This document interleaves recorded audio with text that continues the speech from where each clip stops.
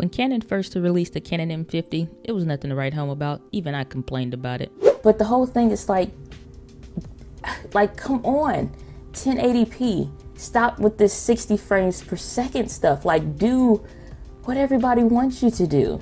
Do the right thing. Do the right thing. Who cares if they're going to use it? It's about having options. Then Dave Altizer of Kinotika found something interesting on the internet, a speed booster made by somebody that Viltrox would later make something great. So we wouldn't have to use Canon's prime lenses or any older lenses. We could actually use the full frame lenses that Canon makes to take us from having basic kit lens images to something with a little bit more background blur. And thankfully, Viltrox answered our prayers.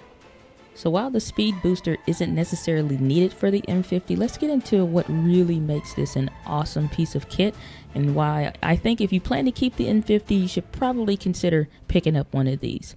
Now, when you're looking at the Canon M50 all by itself, it has a normal crop factor of 1.6. So if you take a 24mm lens, for example, and you put it straight on the Canon M50 with the basic adapter, it doesn't have the glass element in there, you're looking at something like a 38mm full frame equivalent lens.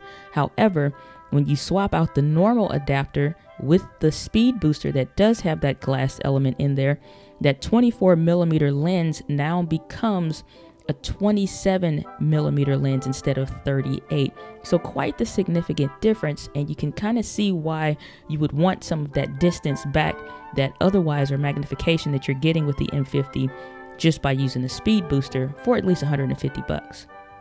So just a quick sample, here's one without the Viltrox Speed Booster, and then here's a picture with the Viltrox Speed Booster, so you definitely get more space. Now, I like taking photos of my family as much as the next person, so you really can't tell unless you're doing a side-by-side comparison, but I really do enjoy how much extra background blur and additional light that I can get added to the sensor, even if I'm indoors, and get really nice pictures like this.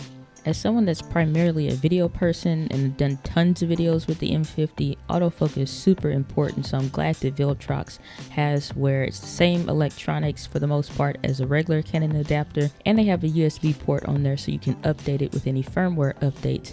I've used this from live podcasts to just any other type of video that I normally record, and it does a really good job. I think it's just more lens dependent of how well the lens autofocuses versus so much so the adapter, but my experience has been super great using this speed booster.